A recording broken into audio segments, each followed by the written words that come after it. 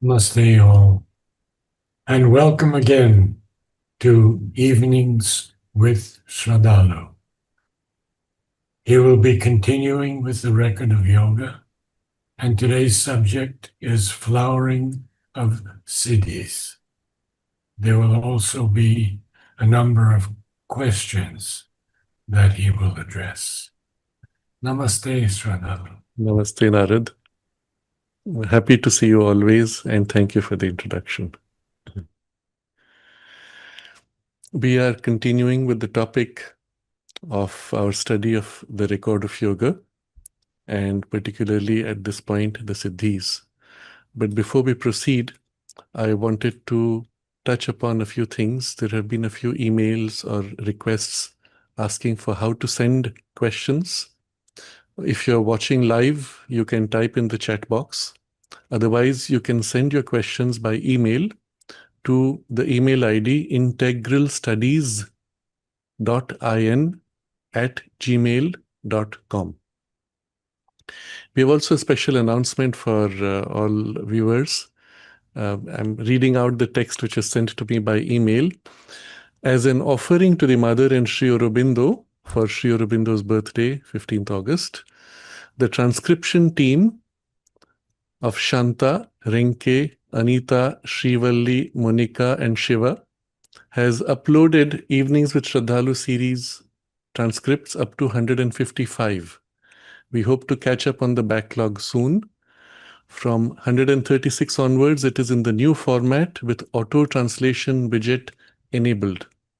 And the old transcripts will be uploaded in this format as well.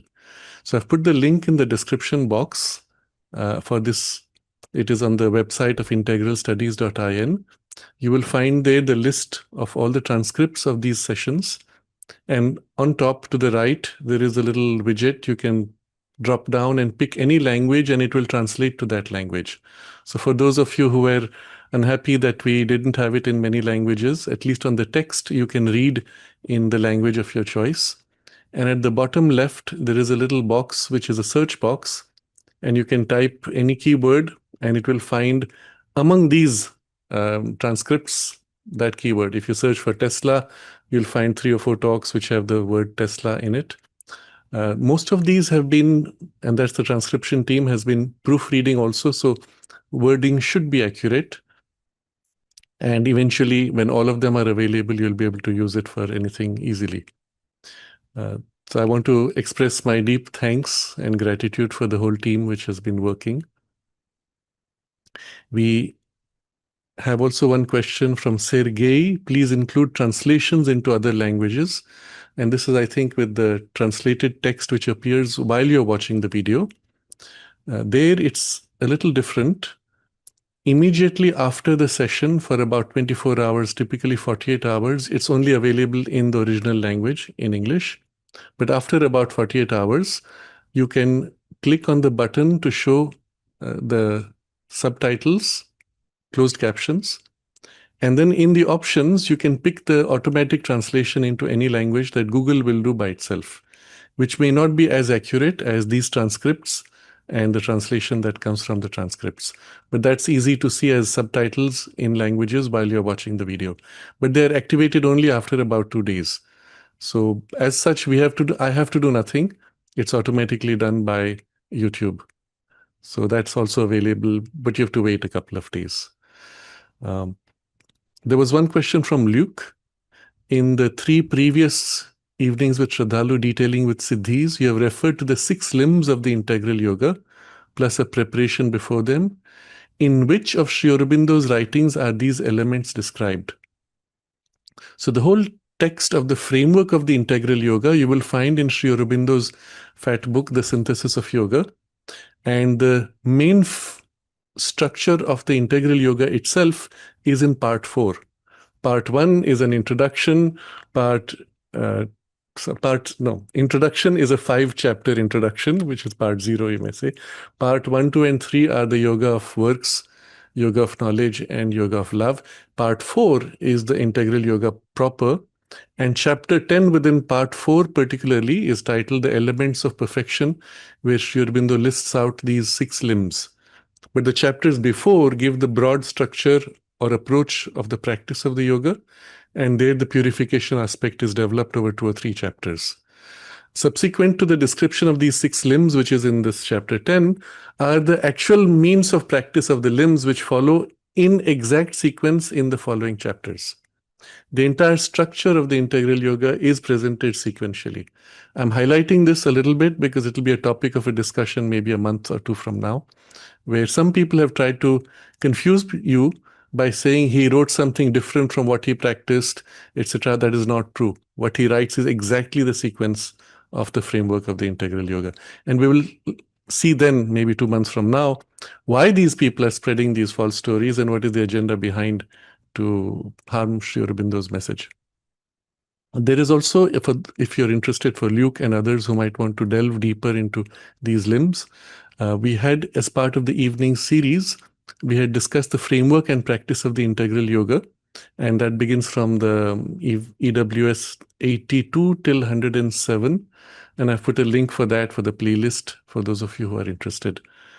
So we will now dive into the text itself. You will recall that so far we had looked at the framework of the Siddhis, 8 Siddhis, 2 of them of knowledge, 3 of power, and 2 which are of the body, 3 which are of the body itself. So making in all for 8 Siddhis. That text having read, we found a different text now, which was the focus, where Sri Aurobindo goes much more into detail of each Siddhi and explains the rationale, how they work. And in the very process of explaining how they work, you find he also gives you the steps and the means by which you can open to and develop these siddhis once you understand the method of the integral yoga. People read all this and say, oh, but he doesn't tell you which mantra to say. He doesn't tell you which center to concentrate on. He doesn't tell you what practices to do. No, precisely the method of the yoga, integral yoga particularly, is to directly enter into the experience by holding your awareness on the thing itself and build from experience to experience.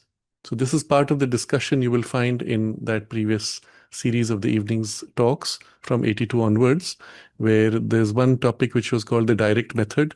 There we have discussed the method itself. And so as you read Sri Aurobindo's description, you discover the method itself that he reveals. Last time we read particularly the 2 siddhis of knowledge, prakamya and vyapti. You will notice the sequence he has followed here is slightly different. And as I find, the sequence here is much more aligned to the way the practice naturally can unfold, starting with what is more easy for most people. The rationale behind all these siddhis was very simple, which we had read earlier, that all existence, which is essentially of divine consciousness, the Sat, sheer existence, is utterly conscious. And the divine consciousness everywhere knows itself and everything as itself.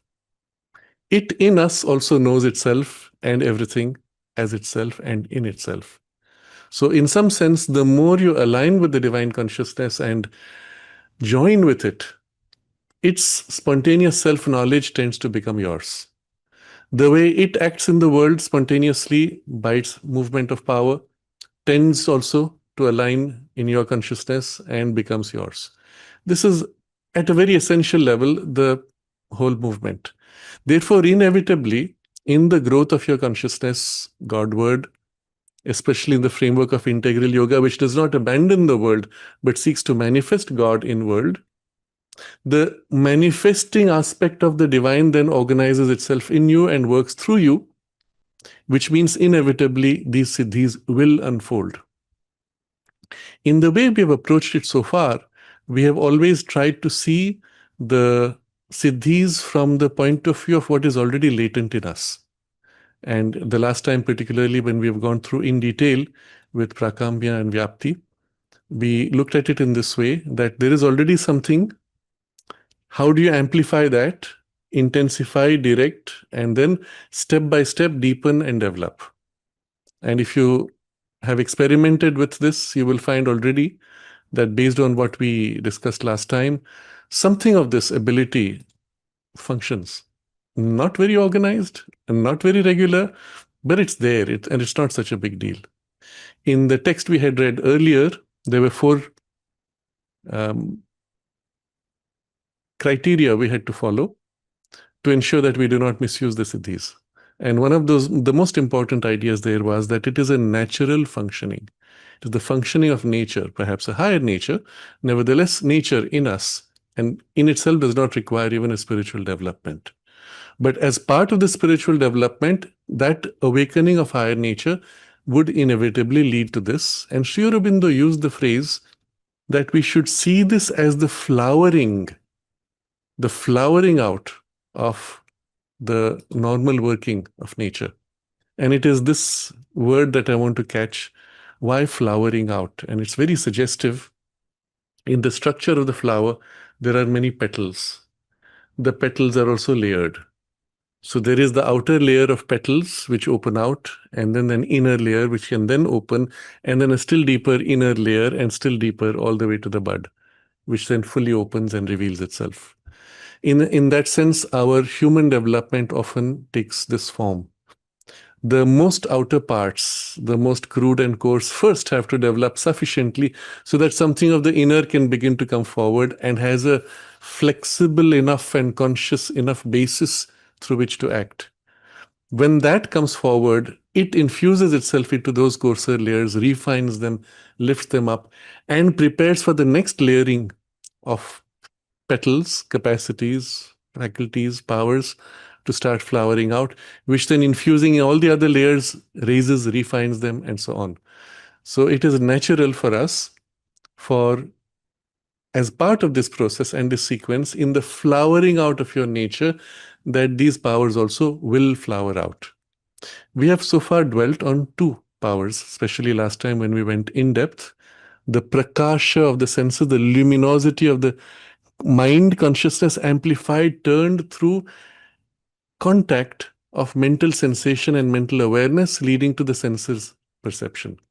This was the process of the prakamya, and we saw the sequence Sri Aurobindo suggests through first objects, scenes, and then events, but also things which are at a distance or hidden at first, and then things which belong to other planes, and then things which belong to the past and the future, etc. And then from there, the perception of the present state of mind, feelings, and sensations of others, particularly their thoughts and feelings, or their past or their future. And the rationale for how this happens and the stages through which this happens we discussed last time. And this was prakamya, which is a more directed, personalized, narrowed direction of effort. This, as a starting point, is easier because you're directing an effort and you need to start with an effort. Then we saw vyapti, where to each form of this prakamya, there was a corresponding form of vyapti, where your consciousness spontaneously, in a kind of an identity, in a kind of a wide opening, in a kind of interpenetration, receives the imprints from others, thoughts, feelings, sensations, and also at the same time is able to imprint itself into their thoughts, feelings, and sensations. And this becomes the process of vyapti. And by this, we had seen that he says it is possible by vyapti to communicate anything we have in our system. It's quite a big framework. Our system, not just our mind, the entire system, anything you have, you can communicate. And then he gives you examples, thoughts, feelings, powers, etc. So the etc. is more important, which we didn't touch upon last time, which took examples of thoughts, feelings, and powers communicated. And we can then communicate these things to anybody, to others, to another. And if he's able to seize and hold it, he can make it his own and use it. So this becomes the proper method by which any teacher of anything, even intellectual knowledge, or any skill of music or art or perception of refinement of poetry or knowledge, literature, anything developed in him can be imprinted in the student by this. And if on the student side the receptivity is there, and if they can seize and hold, and we saw the difference between the two, they can make it their own and use it. Now, if you understand this as the essence of all communication and all teaching, all training, you understand all teaching is really this done indirectly. Then you would change your methodology of teaching by first prioritizing in the student the ability to seize and to hold and to make their own. Okay, think of it this way. That means first within them you will develop the capacity to open and to receive, and then to catch, and then to hold and retain and not lose.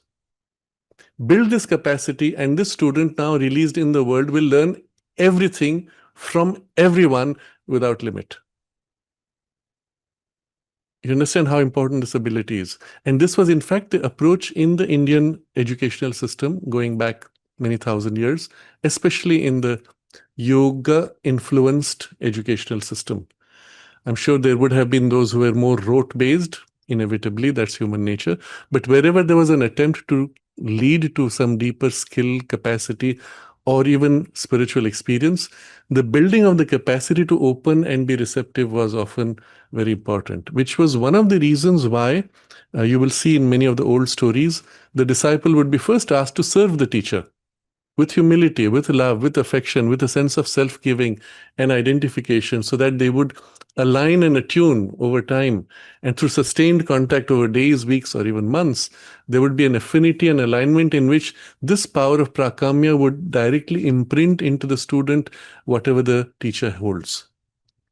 And so you understand the rationale for these things. But more importantly, Sri Aurobindo says even the guru uses this ability consciously or unconsciously. And so the etc. is where we come to now. We saw that anything in our system, he says, can be imprinted. So this includes spiritual experiences, states of consciousness, powers of the inner and higher ranges, including the intuitive, including some specialized abilities such as being able to separate in consciousness, in state of awareness, even to stand back in your mind as an observer, or to go out of your body, or even the contact with the psychic presence. And it was in this way that primarily the mother transmitted these experiences and this knowledge to the disciples in the ashram.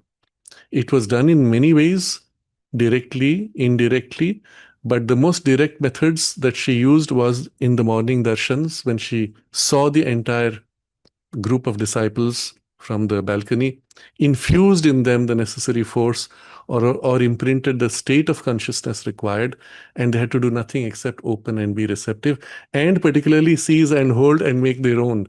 That part is still to be done. And the life in the ashram that followed the rest of the day was intended to assist this seize and hold and make yours by integrating in the physical life working process itself. Again, if you catch this idea, you will find this is still available to you today. If you are, well, in the ashram in Pondicherry, you can still receive from her in this way and begin your day in this way. If you're elsewhere, she is still present equally wherever you are in the world, and you can begin your day in this way with the darshan, with receiving her consciousness in you, and then working to integrate it during the day. But this was, as I give this as one example. Then there were other methods, of course, more direct, where she would physically bless and infuse or draw out the psychic imprint. You remember, anything, communicate anything in the system, well, she would draw out the psychic being and the psychic influence to the front. So there's a narration of one of the girls then, who after the meditation would get up and suddenly she would feel weak and giddy, unstable, as if with vertigo. And when she complained to the mother, every time she gets up from meditation, mother said, well, I'm drawing out your psychic being all the way to the surface. If you suddenly get up and jump out with a jerk, you will naturally lose that balance. So you have to come out slowly and make that effort to integrate. But the thing is, it was done so easily, so spontaneously, that people just said, oh, I feel good, and never recognized the need to make that effort. So in many cases, it was just allowed to fall apart, to fall back without anything. And it was the mother's effort to not to do it by a formal way, because then people catch the formality and forget the experience itself. So I'm elaborating a little bit on the etc., which we did not touch too much. And he explained also how every thought, feeling, sensation, or other movement of consciousness creates waves or currents which carry it out into the world consciousness. enters anywhere that anyone is receptive. And our own habitual thoughts, at least, and feelings, at least half of them are such unconscious borrowings. So this was our discussion last time. And Narad, yes, Narad reminded me that the mother had the soup ceremony. This was a very special event which lasted for the first 2 years of the ashram's formal establishment, and 1926 through 1928 or so. And at that point, the numbers were very few. If I remember right, they were less than 30. They would be called to the soup room, which is just behind the reception now. And in that hall, the mother would, in the soup vessel, she would infuse the higher consciousness, take it in a bowl, then one cup of soup, herself sip it, and then give the soup bowl to the person to drink. And for each person, it was different. And what she would do there, she would embody in herself one of the overmental deities, which she was trying to connect to that particular person. So depending on who came in front, she knew who it was that she was trying to connect the person to. These are the Vedic gods. And she would invoke, embody, and taking the soup, infuse into soup that power. And as the person drank it, it was then used as the vehicle for the physical infusion of that consciousness into the body tissue itself. Now, this is quite an extraordinary thing. If you understand the principle of this Vyapti, you're using now a physical medium to complete to the most material level, even down to the physical cells of the body. The method in principle could be used for any low-grade communications, which is what you see in various forms of magic, where also they may use things to drink, etc., for transmitting certain forces. But unfortunately, it's a principle which is very general. Here she was bringing down the overmental gods and imprinting in them. This went on for about 2 years, and they were all having extraordinary experiences, when at some point Sri Aurobindo indicated that it might take the whole effort in a different direction and create even one of the world's greatest religions.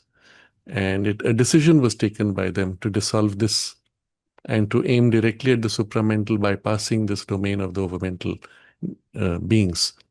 And so mother, she says, 2 years of work, she dissolved in 2 hours. And all these people in whom she had built these links suddenly stopped having those experiences. Again, highlighting the fact that they might have thought, oh, I have grown so much, even if mother worked in me, now I am so. When she dissolved the link, they fell back to what they were, because they were still the vehicles in which she was infusing. And what she infused, and even the deities that she connected them to, the moment she dissolved it, they lost it. I've shared here this incident. We actually had occasion to interview one of the persons. Most of them have passed on when we started these interviews. And we found one person who was still in the body. And he was a weird guy. The rest of his life, he remained weird. And he said, and we interviewed him on audio recorded on the cassette, where he said, when mother was doing this, I was becoming so powerful. And then he says, I became so powerful that the mother got jealous, so she removed my power. And that shows you the lack of readiness of the person. But more than that, it shows you the mother's capacity to infuse despite your lack of readiness. And this is something so extraordinary in the annals of the spiritual history of humanity. We have not had this kind of an extraordinary capacity to infuse even in somebody who's so crude, a capacity way beyond anything that he could have conceived of even, and make him a vehicle for that. Of course, from the point she dissolved it, the fellow fell back to his cruder type, which is what we met later on. So the teacher and the guru habitually use this power of Vyapti, which is far more effective than speech or writing, but all men use or suffer it unconsciously. So if you are a teacher, again, I'm taking it in a very general way, even transmitting mental knowledge or emotive experiences in the realm which need not even be spiritual, well, if you develop this capacity of transmission, you will be far more effective as a teacher And I will share one experience which I had. This was with this lady called, she was an extraordinary person in Delhi. She was the head of one of these institutions, Indic institutions. The name will come back. And we had invited her for something. And at some point, we did the discussion being finished, she began to narrate her experience of visiting the temple on the southern tip of India, absolute extreme, where Swami Vivekananda meditated. She said she sat there and then she began to narrate. And as she was narrating, her voice grew softer and softer and softer. We could barely hear. It's as if as she was growing softer, our consciousness was being drawn out to listen more carefully. And she was not only drawing us in, but she was infusing into us what she felt. And all of us who were listening felt this thrill in the body that she had experienced. And we all knew that everyone else was experiencing it. That was such an extraordinary thing. I said, wow, if she can do that, I should be able to do this also. Well, it was a natural aspiration to be able to transmit an experience like this, where nothing in the words she spoke really gave any clue to the experience. It's the way she held it and transmitted it, and that she was doing it consciously. I said, wow, this should be possible. If this is possible, we can do so much more with it. So, just to show you how powerful it can be when you are conscious also, and you can transmit in this way consciously. So with this, we close the discussion of the first two, Prakamya and Vyapti, which are the Siddhis of knowledge. We now come to the three Siddhis of power. Again, we have read this before. We're going to read a different text now. Again, a slightly different description, but much more detailed. And in this, you will find the method also being obvious. In the first time that we read it, he had described Vashita, Aishwarya, and Ishita. Vashita is the power to project your consciousness, to grip into you, let's say a kind of a hypnosis, or project your will to compel something or someone. Then Aishwarya was not that kind of concentrated, but a general will put out, which works itself out through circumstances.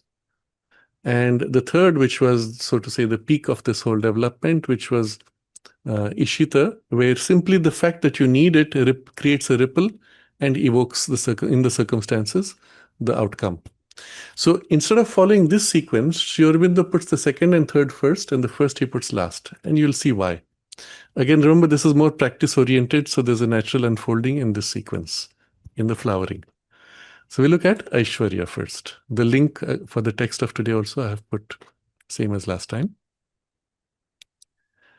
I'll read first the text and then we will go in detail. Aishwarya. Aishwarya is effectiveness of the will, capital W, acting on object or event without the aid of physical means. You are applying your will on an object or on an event, except there is no physical means. What does that mean? Normally, you are always applying your will by physical means. You're giving an order, hey, do this. Can you help me? Please help me. I beg of you to help me. That's also your will asserting on somebody else, isn't it? Or sometimes it is more gentle. You fall, you reach out, help. Somebody comes or doesn't, or many people come. But still there was an outreach with physical speech or reaching out of a hand or some demand, some message sent, etc., which had some transmission of your will. Now remove all that. You fall. Nobody even sees you, perhaps. But the same will reaching out without the physical means, people would turn and say, oh, the person fell, I will reach and help. Well, at least physically, it's visible that you've fallen. You're sitting here, you're thirsty, and you want water. You could say, hey, do you have water? Can I please take one sip? Or I'll pay you money, can I buy a glass or a bottle of water? You have no physical movement at all. You have the need and you put out a will for somebody who's next to you who has a bottle of water. and spontaneously the person takes out his bottle of water and before drinking asks, would you like some? So that would be an example of non-physical outreach of the will. Or you would simply feel the need, and this would be the Ishita.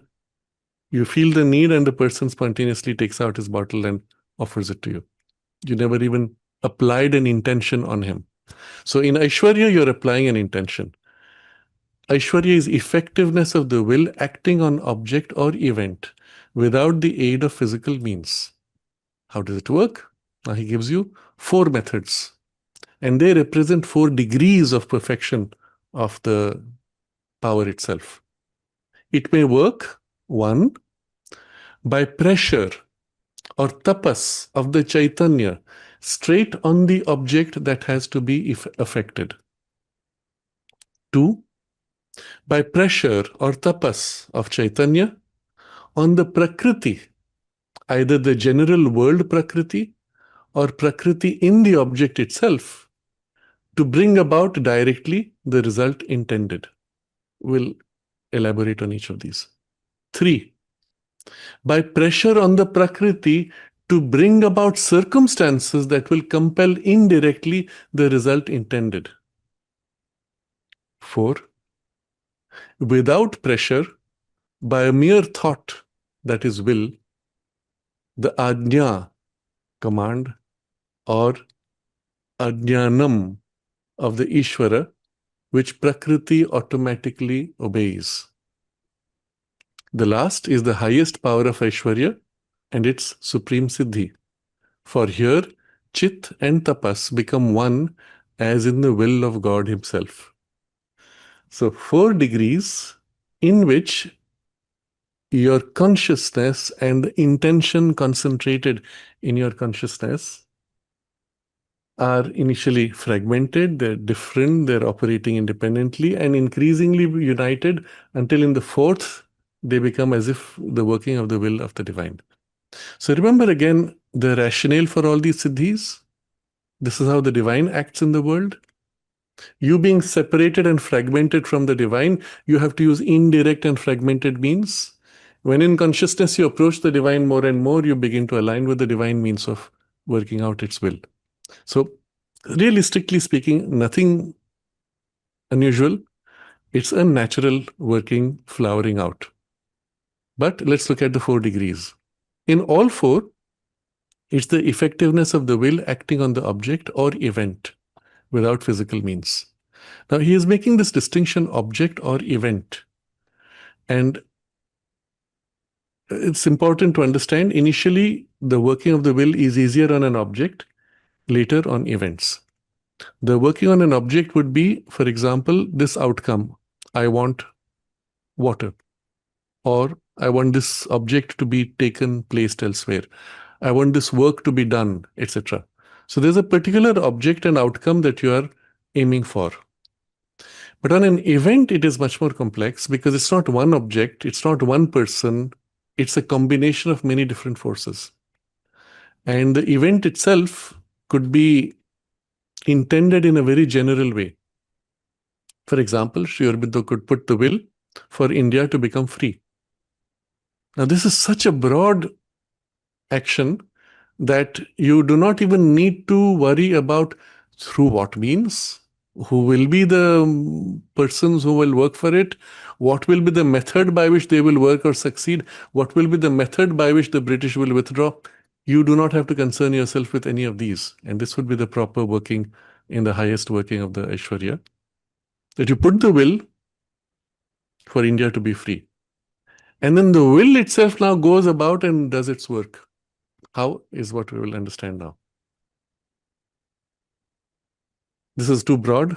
Let's go to something more simple. We don't want it to rain. So you put a will, and if you look at the working of weather, it's very complex. There are winds coming from different directions. There is humidity rising from different parts. They patch. There's a cooling, heating, various winds. They join in a way. Suddenly a cloud forms or it gets blown away. Or there's no cloud for it to precipitate. Or there is a cloud, but it doesn't precipitate. Very complex. And normally, even with the best supercomputers, you don't predict more than 3 days ahead. But here is a will which could actually intervene, and those processes would be suitably modified. How? You don't care. You don't have to worry about, hey, this atom should move there, that wind stream should change direction. You don't have to go to that. You put the overall intention of the will, and it works itself out through the specifics of the means. So that's what he will explain. So Narad, you can just, do you want to say what your question?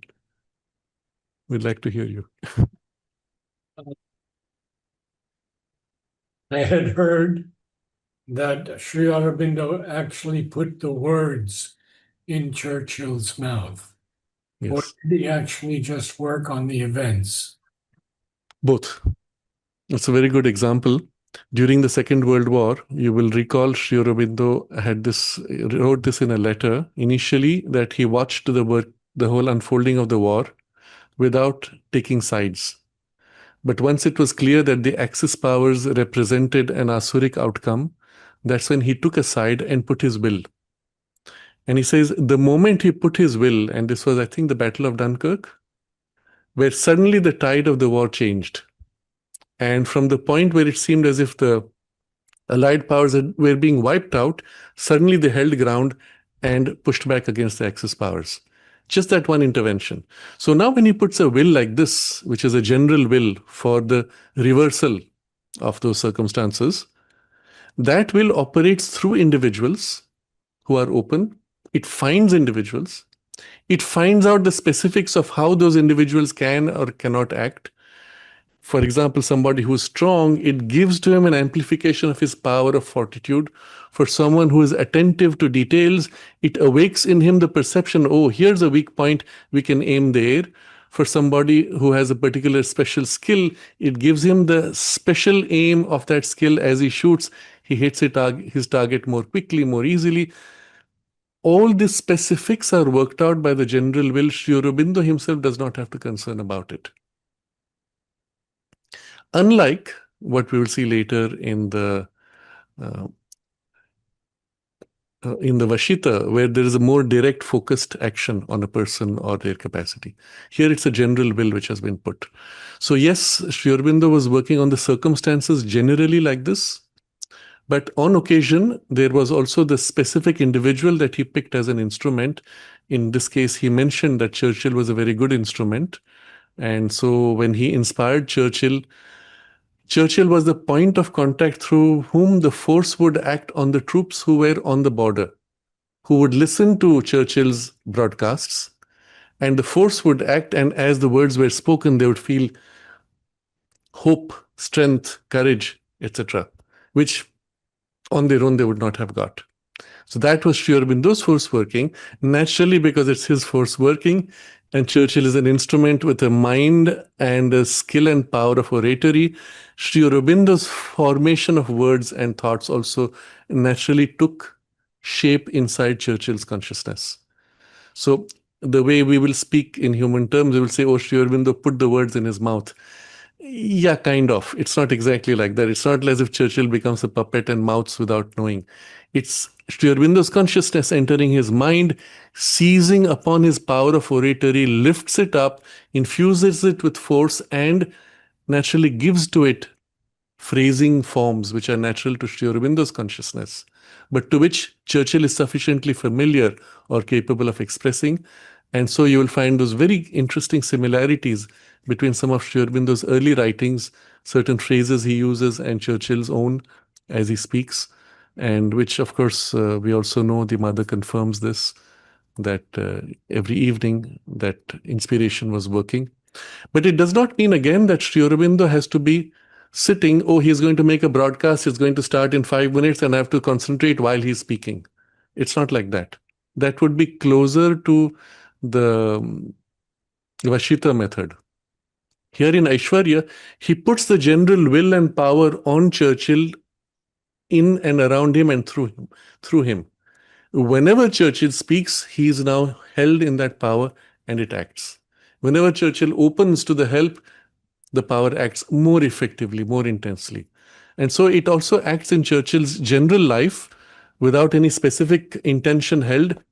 except perhaps the general intention for Sri Aurobindo to hold Churchill in his protection. So there's a very unusual incident in Churchill's life, which he himself narrates, that his driver had opened the door to the car, and as you know, in the British system, the driver sits on the right and the main passenger enters from the left side of the car. So he'd held the door open. Churchill would normally have walked in and sat down on the left. But unusually, Churchill hesitates. Door is open. It's the most odd thing to do. He hesitates, goes around the car, goes to the right side where nobody's holding the door open, opens it and sits on the right side, which he never did. So now the driver, he thinks it's odd, but he goes and sits on the right side also.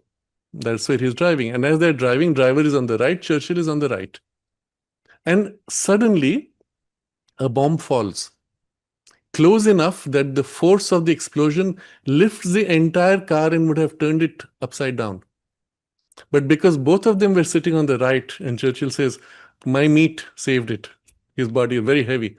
So the whole car actually rose, but the right side being extra heavy, it fell back again on the right and continued driving.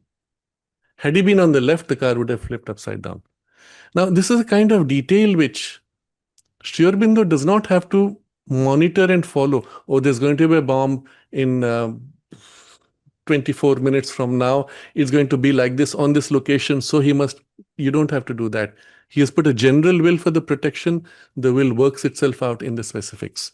Churchill being a good instrument, and this is a good example of how receptive he was. He did something so weird, so unusual, but without thinking, without questioning. He felt it had to be done. He did it. There's also this incident which is narrated when he was on the battlefield, on the ground. While the bullets, bombs were falling, he was told, well, he would stand there and he would continue. He had the maps in front and he would be giving orders, and everybody else, they would hear the whizzing of a bomb and they would duck. He didn't care. So he was asked, aren't you afraid you might get hit? He says, no, I have a mission to fulfill.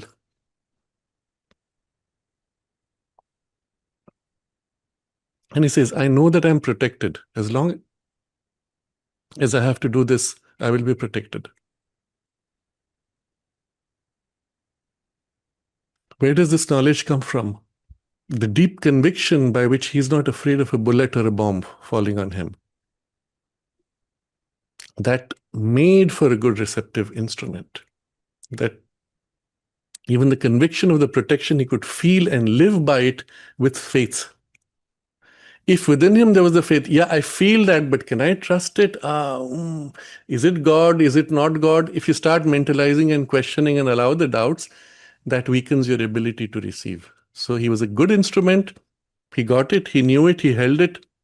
And so he could be so effective and protected. I give this elaboration in some detail because this applies to all of us. When you ask for the help, it is by this power of Aishwarya, generally, let's say, as a general power, that the help is given to you from the Divine Mother, from Sri Aurobindo, from God, whatever way you relate to the divine consciousness, the help is given, then your opening, your receptivity, your faith, your ability to contain, receive, etc., they make more effective or less effective.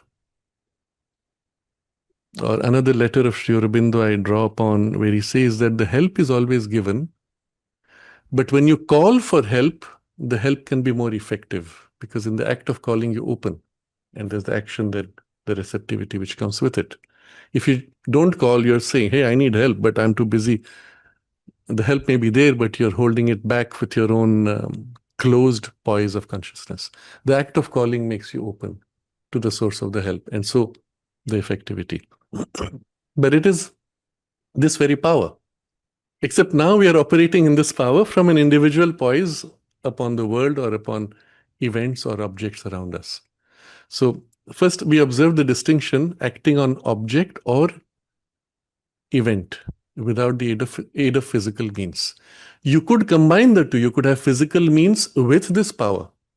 So this is how one would see Churchill's speeches inspired by Sri Aurobindo. So Sri Aurobindo to Churchill, there's no physical means. From Churchill to those listening to him, there is a physical means of the radio transmission, or sometimes even transcripts appearing in newspapers. But still, the power is being transmitted through those words, and at least from Sri Aurobindo, without even the need for those words. But being an effective instrument, Churchill felt that he was protected, that he was helped, he was guided. A similar thing one can say that Teilhard de Chardin, when he had his ideas of higher levels of consciousness, but from within the Christian framework, he was conscious. He said, these are not my ideas. I know I'm picking them up from someone else, from the larger cosmos. He was conscious of that. These are generally the more effective instruments because they're conscious and so they can be open. When you're not conscious, you cannot be open consciously. You're still an instrument, but not as effective. And that's why becoming conscious and opening consciously makes all the difference. So this will is acting on the object and on event. How? So 4 degrees of specialized action to less and less specialized, more and more free, more and more spontaneous. That's the sequence. So first, by pressure or tapas of the Chaitanya, straight on the object that has to be affected. So there's a pressure of the Chaitanya. Chaitanya is your active awareness. That awareness is directed straight on this object. Between you and that object, there is nothing in between. If your consciousness is spread out over 20 objects, and you try to assert by your consciousness the will, well, it's going to be fragmented or dispersed. You want an effect on an object, it has to become an exclusive focus. Okay? So, pressure of the will of the Chaitanya acting straight on the object. Now, Sri Aurobindo is really, really precise. So, straight on the object, not deviated, not mixed, not floundering, not dispersed. Straight on the object. This has many implications. I have mentioned this in passing in an earlier part of this discussion. When you actually go to a place or when you actually have a normal intention, you're not conscious that there are many parts within you which have sometimes even contradictory intentions. So let's say you want to seek help from someone. You're going to ask, well, would you please help me, whatever it is you've decided to do. There's a part in you that's hesitating. Should I ask? Would it be right? And then there's a part that says, yeah, but I shouldn't have to ask. Another part that says, yeah, but I'm desperate, I want to ask. Another part that says, I know I can ask, but very likely he will refuse. What will happen if he refuses? I'm going to feel bad. All these different things are pulling and pushing it in different directions. So when you go to ask, the energies are scattered and even contrary to the outcome that you seek.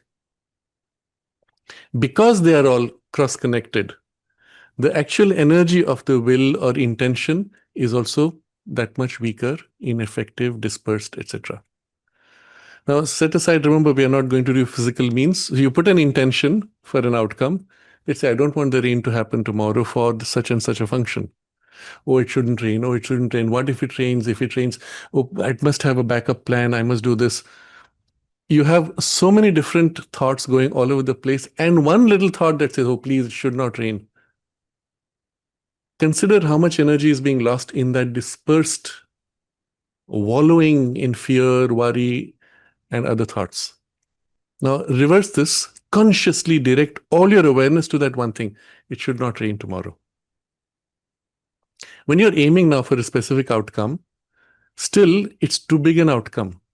What are you aiming at? Well, it's a big sky. It's a big weather unfolding. The whole of tomorrow, I don't want it to rain. Or is it, or tomorrow we have this particular event from 4 p.m. to 6 p.m. during which time it should not rain. So narrow it down. Narrow your focus. Make it as precise as possible. So Mother gives this advice generally when she says, when you make a prayer, it has several components. So there has to be an emotive component. It should rise on the crest of emotion, she says. That's when the vital energy, enthusiasm comes. But also she says it should be clearly formulated in thought. And then the third component which makes it effective is it should rise from the psychic aspiration itself. So we're going to, let's take these three as indicators. Okay, so it comes from deep within you. It's not just, hey, I want, it's convenient for me. It comes from a deep need. Remember, the closer you get to the self, well, the more effective it will be, the more natural it will be in the way the self works. So let's start with a case where there is a genuine deep need that comes from deep within you as an aspiration, from as close to the soul as possible, or at least aligned to the soul's aspiration. And so it rises, and then there is the crest of emotion, which gives an emotional energy, aligns your content of heart and life force to this aspiration, and then with the mind to formulate precisely what is needed. And this then, as a will, goes, and Sri Aurobindo uses the word pressure. But he says pressure or tapas. Now, this tapas is extremely important. We'll elaborate on this. But this pressure of the will or tapas of the will, of the Chaitanya, of your consciousness, straight on the object. So let's say you have now got everything straight and aligned. There's no part in you that says, hey, but what if it doesn't happen? Will it work? Can I rely on it? It's whole. There's no part in you that's questioning, doubting, and even contradicting in the request. Pressure of the Chaitanya or tapas of the Chaitanya. So here, remember, it's the effectiveness of the will. And tapas is literally heat, translated as heat of concentration of gathered will. Now, this is something very specific in the yoga tradition, and we'll have to describe a little bit the experience and you'll catch easily what is meant. When you concentrate, you feel this gathered awareness, narrowing, narrowing, narrowing until it's exclusively on whatever it is you concentrate. But notice in the act of gathering and narrowing, there's a pressure and a kind of heat of the focus, intensification of the focus. Like a laser beam, your light scattered in a normal bulb of, let's say, 20 watts. You narrow it, gather, compress it into a narrow beam, which is 1 millimeter thin, and 20 watts, 1 millimeter thin will probably cut through steel. But in that gathering is the intensification. This intensification by compression, by gathered focus of concentration and amplification of the will's intensity. This is called tapas. It is this concentrated, densified focus, which is the tapas of the creative power by which the divine forms the universe. You see, in the way the modern science describes the universe emergence as a big bang. But what is the bang but an extreme compression which is released from compression to blow out? It doesn't matter whether that's the principle or not. The point is, gathered extreme intensification, compressed, has the potency and power to push through, break through. Just as the laser beam, if we take the analogy of the laser, if it represents your mind scattered energies of 20 watts, now narrowed into a 1 millimeter beam, will cut through steel. This gathering, intensification, and densification of the force, the will, the consciousness, and the pressure is what makes it break through any resistance. So, pure concentration of mind.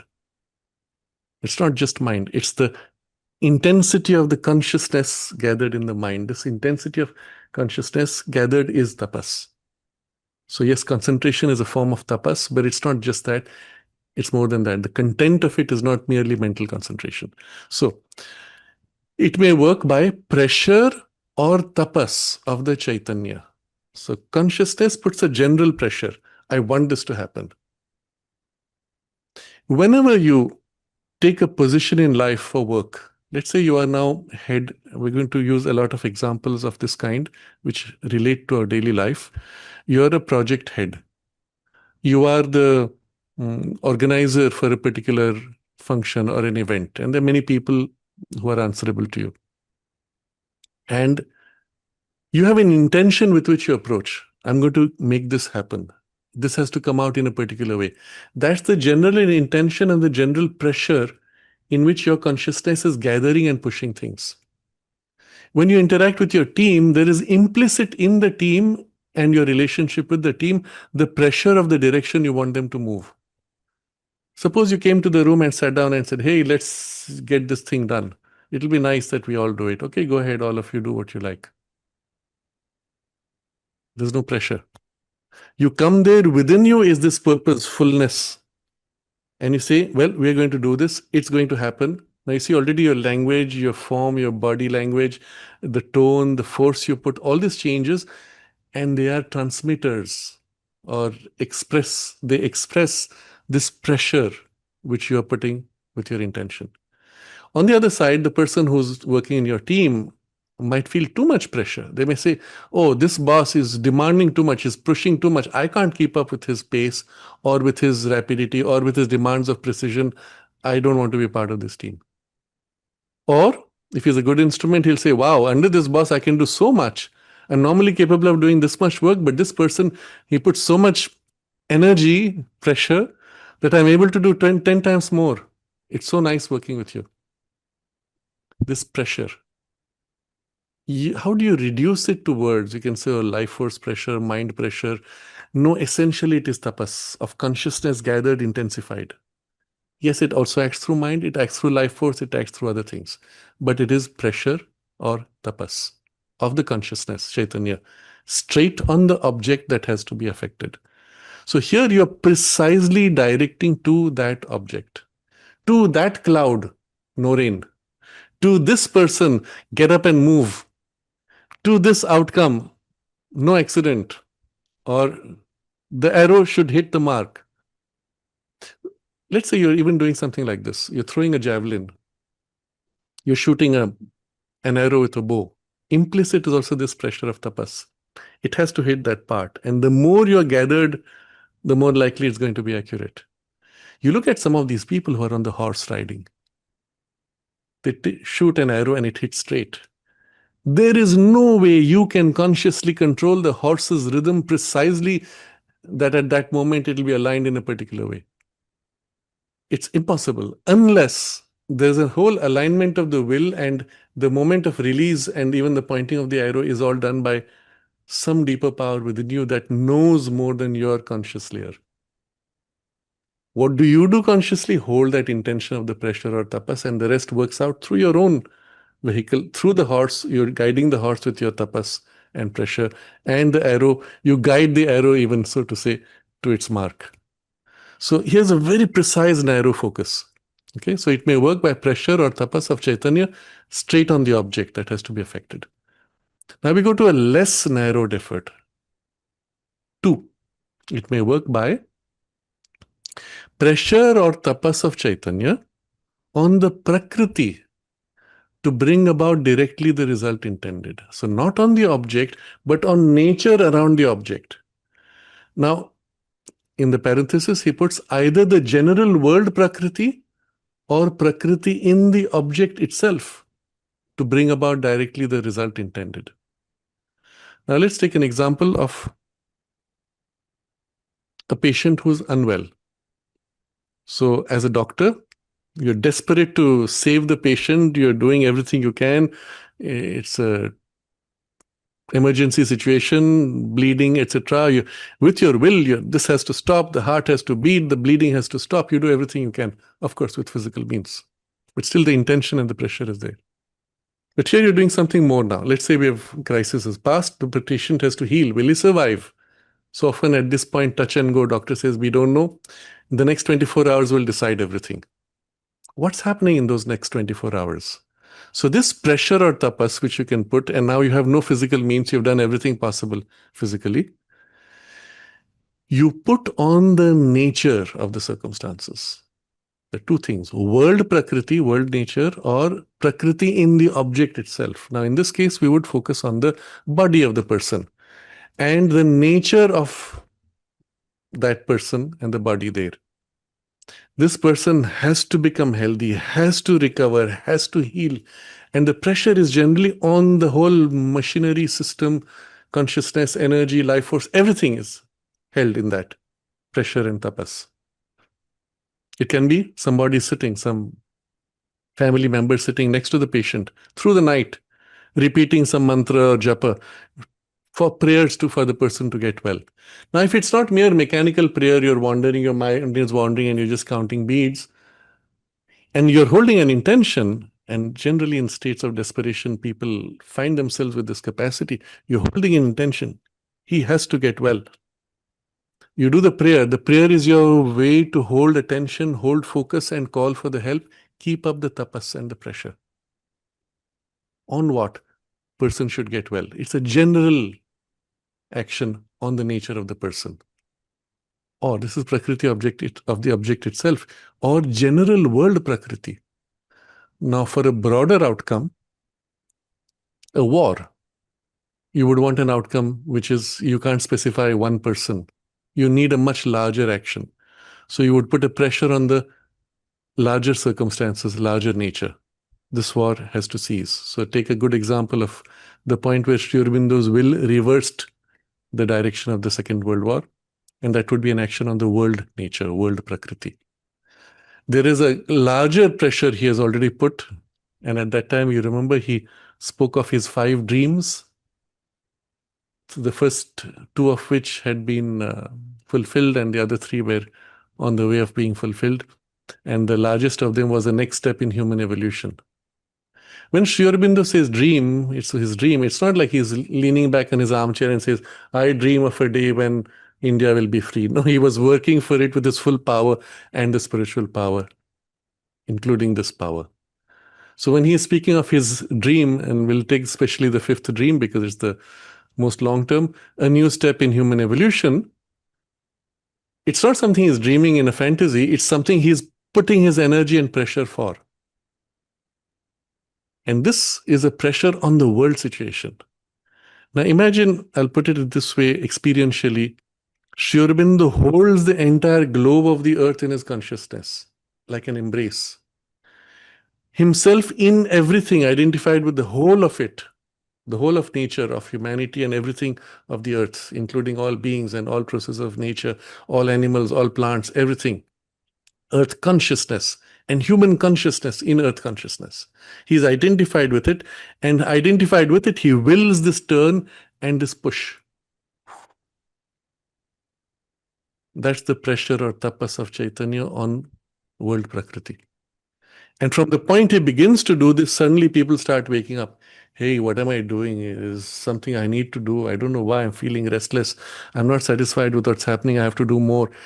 And those who are most open, most receptive, first wake up. Others get the pressure, pain of the pressure pushing them. But if he did not do that, the earth's destiny was heading towards complete collapse and self-destruction, as has happened millions of times on so many planets, and even on our earth, in so many local regions, Atlantis and all those stories.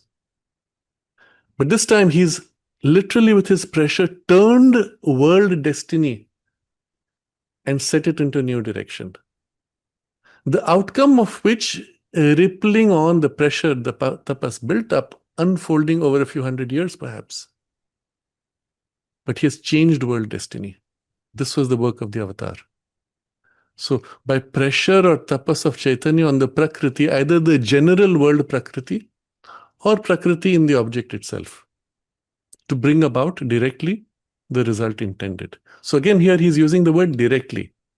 Both in the first case, straight on the object.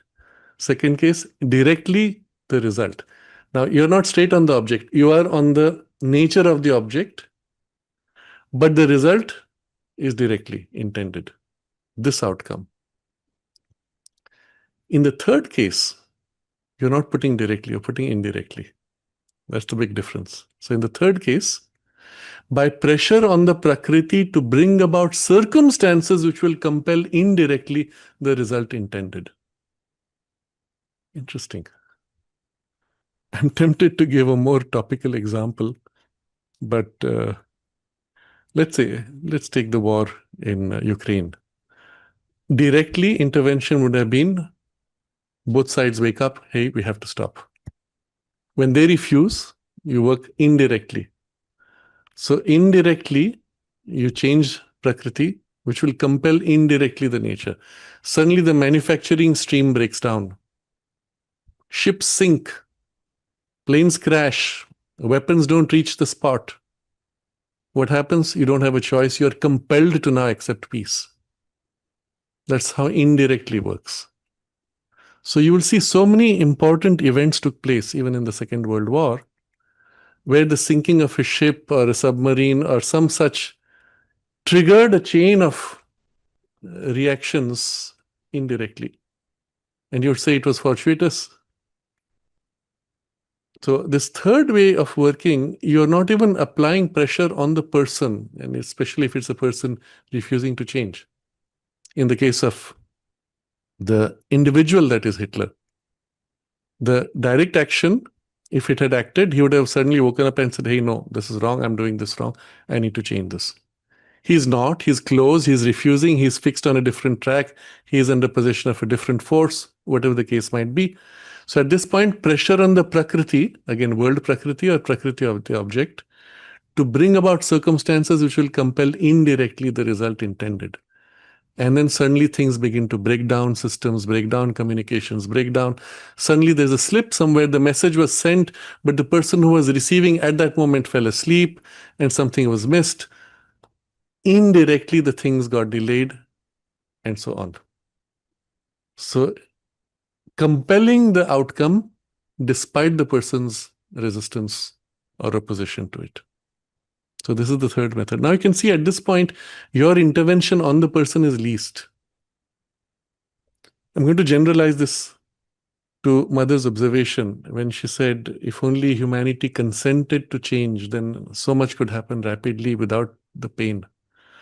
But then she says, and if humanity does not consent to change, it will be through, and I quote now the phrase, she says the phrase, it will be through the crashing circumstances that the change will be compelled upon humanity.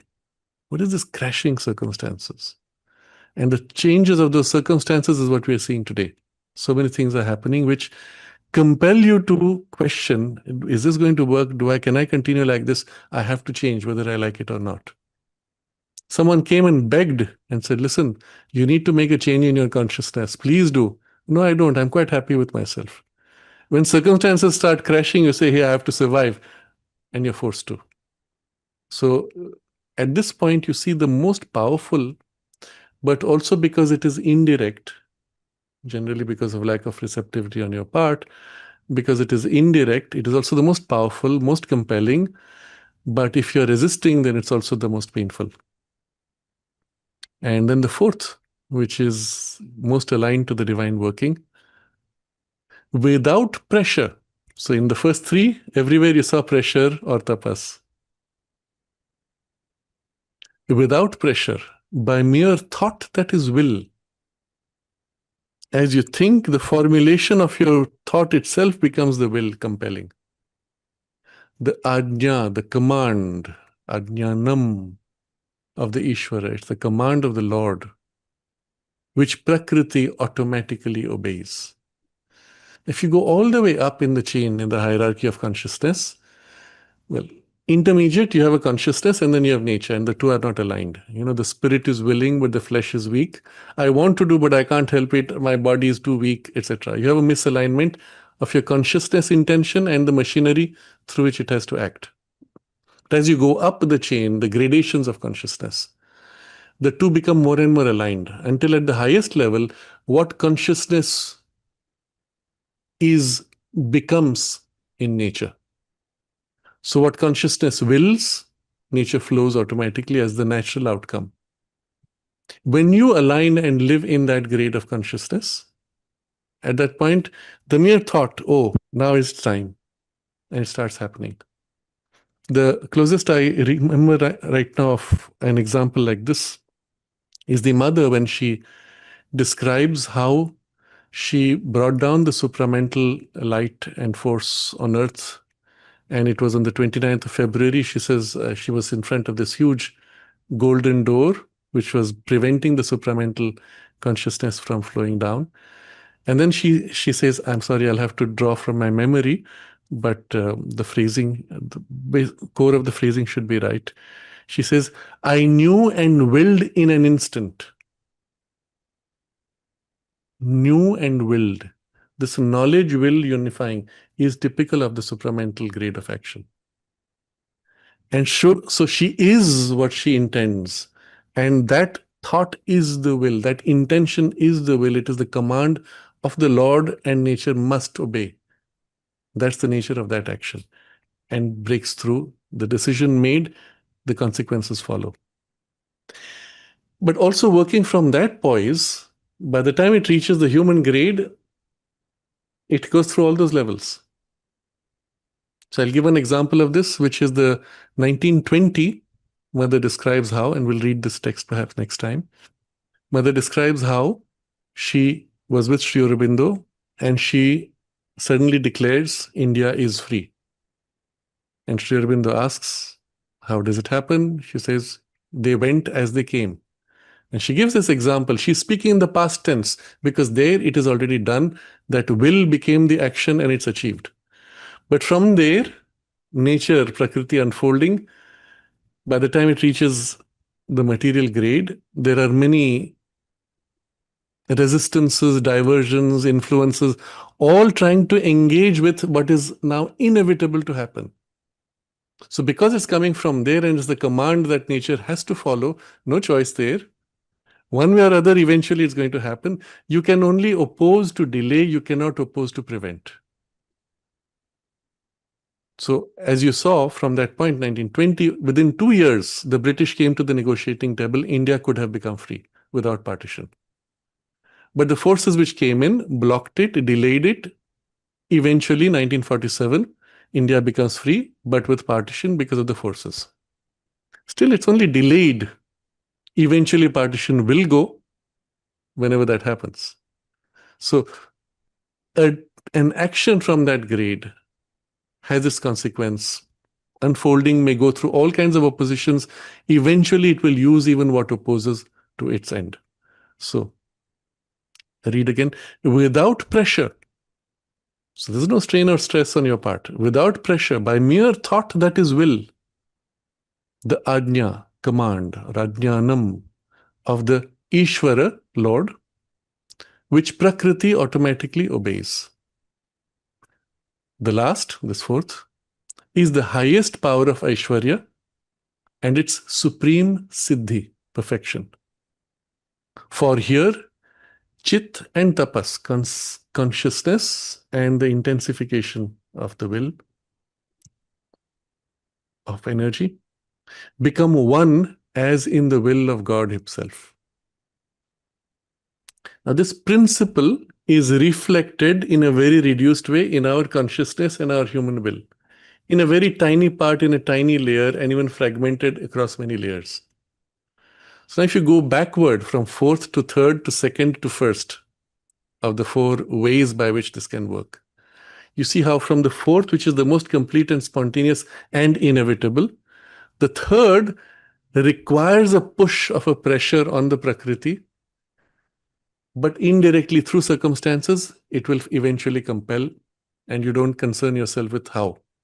And again, it may take long because it has to work through circumstances. And even if somebody opposes, eventually that opposition will be overcome. You come to the second, you have pressure or tapas of the consciousness on the Prakriti to bring about directly the result intended. Now, it's not working through circumstances, it's working directly on the thing, but through Prakriti, through the nature, through the temperament, through the tendencies innate to the person or those individuals. We'll come to a few examples of that. From there, you come to the first method, by pressure or tapas of the Chaitanya, straight on the object, not through the Prakriti, but on the object. Now, in the precision you gain and the rapidity straight on the object is, of course, more rapid, more precise in the detail, less general in an outcome, but with great precision. When you apply pressure on the nature, it may take longer because nature has to then work indirectly on the object. But you see what happens there, you're changing nature. So let's take the example again of a person. Here is one person who is living his life, lost in his life, busy, And from there, Sri Aurobindo sees this. Let's say there's a call from the person's soul and says, help me, please free me from this stupid mind and the confused heart and the person's obstinate habits. The force comes. If it acts directly on the person suddenly wakes up and says, I don't know, I'm just fed up with everything. I have to change. There's something important I have to do. Let's say the person is too closed to wake up. Now the pressure comes on his nature. Now, what is interesting about nature is all that I was doing earlier in my half zombie state was driven by nature. So when I say, oh, I would rather just sit back and watch a movie, I would rather laze around, I'd rather make more money while other things can wait, it's a tendency in your nature. Your consciousness has not woken up, or even if it does, nature brings it back to its habit. When you change nature, now I'm doing this, the drive itself now weakens or changes direction. I'm making money, but somehow I feel I'm going to be much more happy if that money I could put to some use which will give me happiness. And now making money becomes less important. Using the money for a specific outcome becomes more important. So you are led. You're driving a car, the car wheel turns by itself. You can't help it. You're compelled by your nature. So the beauty of this action is that as it works, you find yourself carried. You, the consciousness inside, says, I don't know why, but suddenly everything is changing. And nature is taking you. But that is a slightly roundabout, longer route. But if the action is on the nature directly, it is still somewhat rapid. In the third case, it is nature itself will compel indirectly. So in that case, I don't even know why, but suddenly everything changes meaning, everything becomes less interesting, or other things become more interesting, and something starts shifting, and I'm struggling in between. I want to do this, but somehow I don't have the enthusiasm. I don't want to do that, but somehow I find that somehow more interesting. And I, as the person inside, am vacillating between these two tendencies until eventually nature gets fully shaped. And then I find myself, you know what, over the last 2 years, I've changed completely as a person. Earlier, I used to do this, now I can't do that, and now I'm doing this. And I know of a few cases, even in life, you might all know also similar. Maybe you are one of those where, in a case, for example, which I'm remembering, somebody used to love meat. And then suddenly things started shifting, and then he found it nauseous for no reason at all. And the whole turn of his nature changes. What made it happen? The working of the Shakti, of the grace, reshaping his nature. And the person literally feels as if I did nothing, it just happened. So often a lot of work is done in this way, and often on a large scale, especially in large communities, large spaces. And when this kind of work is done, it may take a little longer, but the results are also much more stable and lasting because nature itself has been changed. In the first case, if you change the person's consciousness, but the nature was not enough changed, eventually nature might pull back, push back, going back and forth. And of course, the fourth is the most compelling and inevitable. And it is on this level that Sri Aurobindo has done a lot of the work for humanity. So this is Aishwarya. Obviously, for us to recognize that the method one is often the more easy to begin with. Method two is a modification on the first method where you focus more on changing the nature and circumstances around, and then let the consequence happen through that. Method three will tend to take longer and also will be more difficult for us because we don't know how to really shape nature indirectly. But it is what happens when we unconsciously persist in a will for an outcome. When we have, for example, and from the soul particularly, an aspiration throughout our life. I want to be able to do this. I want to be able to realize this. Sometimes it's very specific. I want to live there and do this and work there in that particular way. We don't know why, but it's there in a sustained way. Eventually, it will happen in some way or other because that sustained will shape events, navigate and guide you to that outcome. So there's one of this very important statements I think Swami Vivekananda made, where he said something to this effect: take a great idea and dedicate yourself to it wholeheartedly with mind and emotions and heart. And day and night, do you think only that, work only for that, and commit your whole life to that, and you'll have the success. So if you take something like this in a very general way, you can see how that tapas built up will eventually compel things in that direction. The fourth would be, of course, a natural consequence of a consciousness itself aligning with the soul, with the self more and more, and working from a poise closer to that. So from the first, which is easiest for the mind, which is fragmented and disconnected from the self, to the fourth, which requires you to be more and more aligned with the self, you see gradations. And you can go quite far. And if you're working at the same time on the other aspects of the integral yoga, then obviously you're also opening to the self, and more that influence can act through you. When actually you begin to approach that, let's say third and fourth, you will even feel as if I'm doing nothing. You feel the flow, the Shakti works through you, and she works out the circumstances. It happens. It happened. I was conscious that it was aiming for this outcome, but I didn't do anything. She worked through. She did it, etc. So a variation to this, which is also accessible to us, which I would highly recommend for you as a method instead of you trying to do things, because it brings you the best of both, your intention as well as the working from a higher poise of consciousness. So this is the variation I'm going to recommend. Let's say someone is ill. You say, oh, the person should get well. I push. Yes, it's good. Please do. Hold that intention. It will help. Like the person who's praying. But there's more. The person who's praying is also calling for a greater help.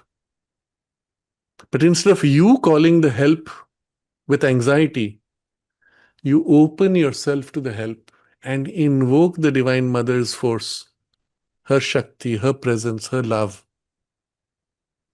So initially you will feel it will be through you that it flows to the patient, but better still, invoke directly onto the patient. That's the closest we can, as we are, approach the action which is of the type 3 and 4. Because the Shakti will act directly on the person, will act directly on the nature of the person, will act directly on the circumstances around the person, without the struggling with the limitations that she might have to handle within you when passing through you. Of course, when you become completely a transparent instrument, the distinction ceases. You invoke, it happens. It flowed through you, it flowed directly. Actually, it makes no difference because you're transparent anyway. But you tend more and more towards that direction. So it's an unusual idea for many, because a lot of the modern New Age teaching is you call some help and through you it must act. It's very satisfying for the ego sense. It's much more powerful when it acts directly. You as if invoke and bring directly onto the person or that situation, and then you can let go. And your anxiety is not in the picture to interfere. So these are some suggestions. Narad, you had one more comment. So Narad has typed this question: what of a political group that has all the funds and a collective group that follows and creates evil throughout the world? It is only a question of time for the eradication of this force. Yes, absolutely. Absolutely. It's a question of time. When the force acts in this way on circumstances, whatever comes up, even to oppose, eventually will face the squeeze of circumstances. A lot depends also on the grade of the action, the source of the action. In particular, with regard to Sri Aurobindo's action of the supramental force. So yes, inevitably, I'm going to make a comment share a comment that the mother made. It's very strong. And I'm not sure if it's politically correct, but the mother said it, so we'll just say that. Mother specifically mentioned two religions in the way as religions, not in the ideology of the religion. And she said, these two will be destroyed because they teach fear of God. We don't need to get into details, but it's as if in the unfolding of circumstances, eventually there will be this crushing of anything which opposes the inevitability of the evolutionary breakthrough and the evolutionary leap. So, of course, the ideology of this fear of God thing being crushed, maybe the core of the religion and its spiritual, mystical element will survive, etc. But the way we know it today, it will undergo a radical change. And just to give an example, so it does not matter if there is a group and however well funded they are, in the way this works, and especially by the compelling circumstances of nature changing and pushing, it takes time, but it will happen. And that's why the mother made this observation generally, that the forces which oppose the divine know that their time is at an end. They know they will lose, which is why they also try more intensely with greater effort to resist and delay. But that's the best they can do, to delay. But we're talking of forces. Human beings can make a choice. And if you choose to follow the forces which delay, well, they get the upper hand. If you choose instead to follow the evolutionary push, that gets the upper hand. And through less struggle, less pain, less chaos, we will come through and circumstances will compel the change. I will draw upon again the example of how technology has forced so much change upon people. The way through internet, we have broken the sense of narrow, even national identities. You may still have a certain identification with your nation, which is fine. There's nothing wrong with that. But you have another identification, which is with the larger humanity. And maybe 10 years or 15 years ago, there are certain things you could have said, which today you will not be able to say because of that widening that this has compelled. Even if it is a widening at a level which is almost superficially social, still in some part of your consciousness, you've widened enough that it has changed your outlook and your way of relating to people. So by compulsion of circumstances, your consciousness is being forced to widen. And with AI increasingly coming in the way, you'll be forced to tap into parts of your own creativity, which will be deeper and higher by circumstances and so on. Really, when there's action of this kind, especially on the third and fourth kind, and through nature, one of the problems is it takes time because it's working indirectly somewhat, isn't it? So it takes a little time, that's all. And people who are most open and receptive are the first in whom this change is seen. So I'm going to pause here and look at the chat box for anything. There are many other questions which are there which have come in the emails, which I would like to take up. Conservative is asking, how is Bhairava Tattva related to Sri Aurobindo and the mother? Nothing special. It is just one very narrow aspect of a particular aspect of that general consciousness that we know as Shiva. It's very, very narrow, and it's not even of a very high grade. It is a reflection in the vital domains. So not at all important from a spiritual point of view, but for those who live in that grade of consciousness, it's the key entry point for perhaps a higher opening. So I hope that is enough. That satisfies. Kamal says, when we offer to mother how to hear her response, should the psychic being be awake for that? The mistake you make is to hear with your ears. If you're waiting for a voice, voices can be imitated and deceived. You're waiting for a handwriting, it can be imitated. AI can do that now. You can put a fragment of the mother's voice in AI. It'll pick up that and read out any text to you in that voice. AI can do that. Beings can do that. So ignore voices. There's even this warning mother gives. There are many people who said, I was praying at the Samadhi and I heard this voice tell me this. And mother says, yeah, precisely. That's where the hostiles will try to give you a wrong suggestion because you're most open and vulnerable at that point. But you're thinking, I'm at the Samadhi, so it's protected and it can be only mother's voice if I hear the voice. So her general warning was, do not trust voices because they can always be imitated and hacked. The only way you will feel directly her response is deep within you in the psychic presence. For that, you do not have to have the psychic being realized. It just means you have to be conscious in the deepest part of you where you know this intimacy with the mother, because that's the natural poise of the psychic consciousness. Feel that part in you where you feel close to the mother, where you feel yourself her child. You feel that intimacy of closeness. Hold yourself there. There you turn in prayer. And there you feel her closeness. Don't wait for words and answers. Feel the closeness, feel her presence. That's the answer. And then when you are in that alignment, what flows in you and through you will be spontaneously in the right way.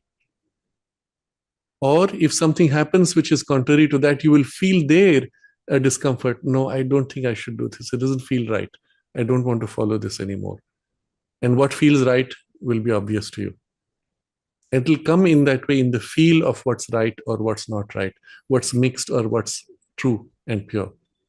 It'll never come in words or instructions. It'll come in the feel of the thing itself. And so conservative says feels very alone and nothing happening when practice of integral yoga, the doubt comes. I would then suggest that you review what you're doing in the practice and look back at that particular, I suggested the sequence from number 82 onwards, where we have looked at the practice and the forms of practice. One of the things in the integral yoga, very special, is that we always move from experience to experience. If nothing is happening, then you really need to question what you're doing. If nothing else, in that intimacy of closeness with the mother, you will feel a great joy, great satisfaction. That itself is something happening. And that closeness growing, for example, would be a very simple measure. If you're waiting for other things to happen, then you need to see what you need to do for those other things then to flower out naturally.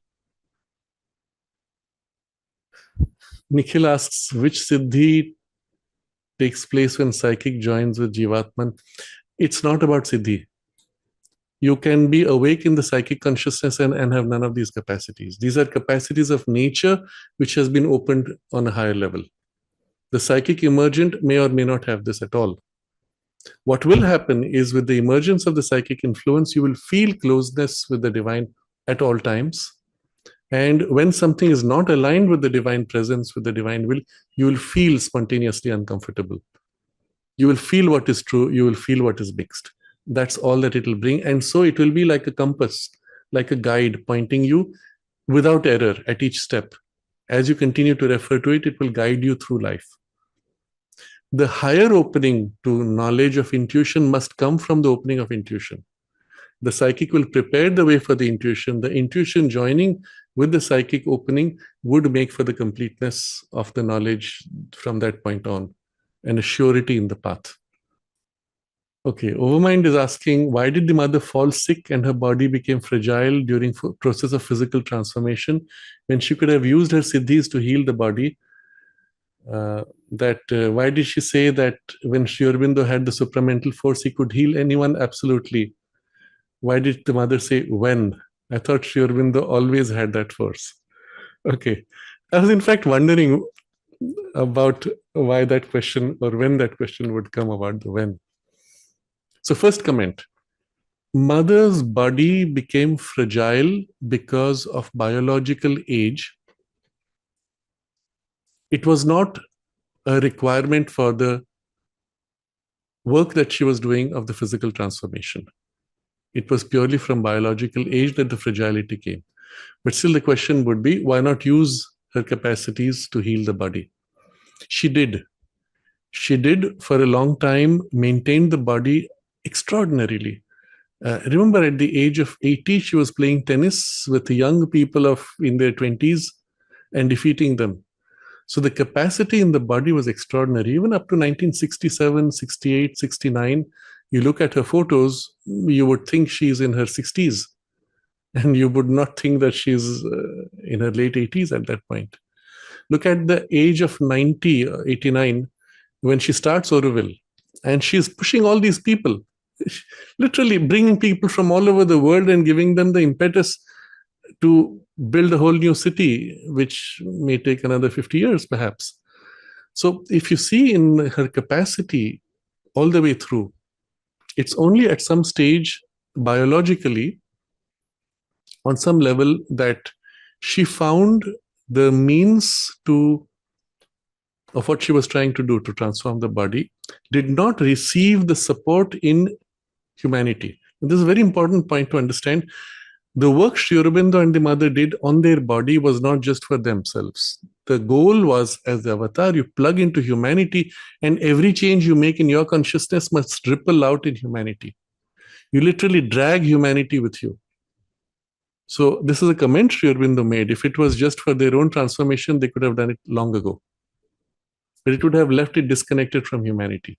So she's pulling humanity with her, and the breakdown she was experiencing also was largely tied to that resistance, that friction from humanity not providing enough support. And so there came a point where she looked at the possibility even of bypassing this by fusing her subtle body with the physical. And she said at that point there was not the divine sanction, and that process she had to let go. The point being, the lack of readiness of humanity, lack of support, lack of participation, which prevented her from completing that work of taking humanity across to that change. For her own body, she could have done it long ago. This was the point, I think, to recognize. To the other question about when Sri Aurobindo had the supramental force, he could heal anyone, absolutely. I will say what I understand from it. At a very general level, it is initially he did not, later he had it. And once, of course, once he had it, it was there. But there's something else, which is also that at various stages in the sadhana, Sri Aurobindo was working on different planes of consciousness. When he rose to the supramental consciousness, which he did, from there he had the full access, the full action of that power. From that point on, he is bringing it down, infusing it into the mental, into the vital, into the subtle physical, all the way into the physical. Not just in him, but through the mother into humanity. So at that moment, when he is working in these regions, then he is holding the supramental by the tail. That's the phrase he uses. He's pulling it down by the tail, but being here, connecting to that. He could go back to that. Here he has full access. He brings it down. He's holding it by the tail. And at that point, the access is there, but it's in a very specified, narrow, focused connection that is being built. So that's my understanding. I don't think I would want to speculate too much on that, because at the end of the day, it's a question of experience. And this is how the experience is when you're trying to bring down a higher consciousness. You can push from above, you have full access to it. You experience a resistance in the lower part, or you come down into the lower part where there's a resistance and you pull from below. And at that point, you have it as by the tail, but you don't have the full access to its free working. And you're building this link, you're building this bridge. And that's the way it works. But again, the capacity was there. It's just the poise he had taken was not holding it constantly in that poise. I don't have... There's some in a different language I'm not able to translate. Yes, so Overmind is commenting, just trying to stay connected to the mother, and the whole day went so fast. And a lot of work was done, but it was so quick. And without the mother's consciousness, every second seems so long and painful. Yes, as a general rule, when we feel connected with the divine presence, I'm making a very general statement, because not everybody will feel the connection with the mother in this way, in the way you've described. Many will, but for those who don't, it's fine. It's not a problem. You feel connected with the divine presence. You feel close to the divine presence. As long as that is there, life is full of joy and purpose and meaning, and things happen smoothly, joyously, even when there are problems. You don't lose the joy. When the link is broken, or you feel the distance with the consciousness, then suddenly the day weighs on you. And life becomes hollow, empty, meaningless, purposeless, etc. And notice that it's because you've lost the link. Reconnect with the link, and it all comes back. Yes, the Vivekananda Rock Memorial. That's when that event, which was narrated by Dr. Kapila Vatsyayan. I forgot to mention the name. She's the one who was narrating and transmitting the experience. And I said, this is something we should be able to do with an experience of this kind. And for people who have no experience of it, she could still awake in them that experience. And I said, wow, this is a real skill. But at the end of the day, you understand it's a skill. And it is the natural outcome of the ability for you to be able to identify in consciousness, to perceive, but also to infuse in this way.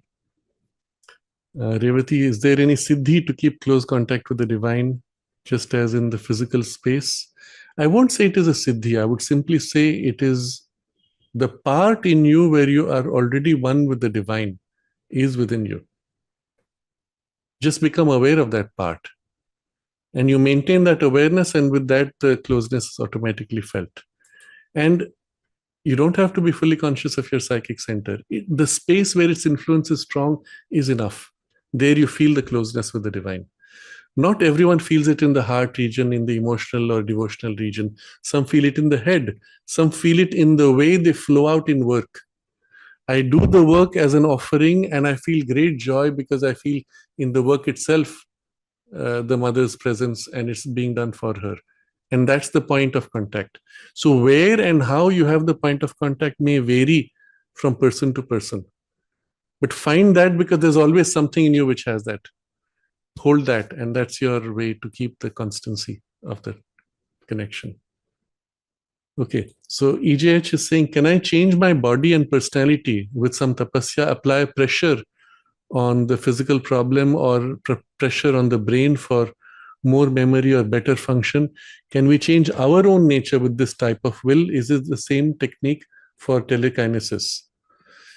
Yes, it's a very important question. I'm glad you brought it up, because the principle is exactly the same, what we have been reading of application of the will to bring about a change on somebody else's nature or on a person or a situation or a thing.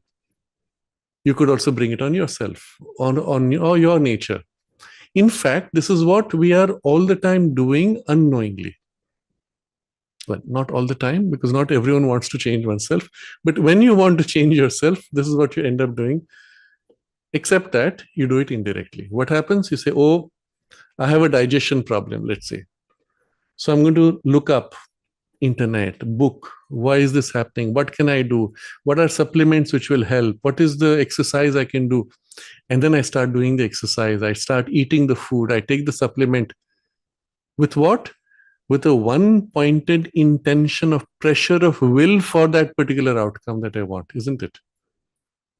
So in a sense, you're applying a pressure on your nature to shape it. Except you're doing it indirectly. Each time I take the tablet, I'm thinking, oh, this is going to help me overcome my digestion problem. Right? Or you say, oh, my body is stiff. I want to make it supple. I want to make it more conscious. I do the stretches. When I do the stretches, I am conscious it is for this intention. And that's the pressure. The mistake we make, so this is still indirect. And I don't see a problem if it's indirect. Remember, that's also one of the methods. The mistake we make is we do not recognize the importance of intensification of the pressure and the tapas. So correction will be for you, build the focus of the tapas. And there's actually a point where when you do it with full attention, full intensity, you'll find rapid breakthroughs happening. Understand, though, sometimes you might have a breakthrough and then it may seem like there's a relapse. Maintain the pressure without disappointment. Hold the faith that it's part of the adjustment of integration. So one part pushed forward rapidly. There was a relapse to allow for integration with the rest, which will now come forward. So you might have a few oscillations. If you understand why, because it means parts are not included in the shift, it comes back to take those parts. And each time there's an oscillation, it's more complete. You keep the sustained pressure without disappointment, without saying, oh, it worked for a few days and then it stopped. No, it didn't stop. Now it's integrating. Sustain the pressure and it will overcome that more strongly, more completely. Or widen the pressure of intention, the will, to include the parts which you're ignoring currently. Okay. So still, this is an effective way. Your will make a difference. The better way would still be, with your will intending this outcome, you consciously open yourself to the higher working of the mother's will and force in you for that outcome, and then for a more general correction, healing, if you want. So you hold this intention, ask for her help, let her flow and fill you, and hold this intention for her working to do more rapidly than your will can do. But your will is participating, holding this while she works, assisting, supporting, holding her consciousness, and giving it the freedom to act in you to make that shift. This will be a far more rapid and more direct way of achieving the same result. But yes, you should use the will to change your own nature and to change yourself. So then the question, is it the same technique for telekinesis? Not really. Uh, if you mean by telekinesis moving objects, it's not done with this kind of will. Generally, it is done by a projection of your subtle physical substance, which can be pushed by the will, but still it is a projection of that. The way they describe is deceptive. They will say, with his mind, he moved an object. No, he didn't. With his mind, he directed his life force, which directed his subtle physical matter, which projected out of the body and pushed that object.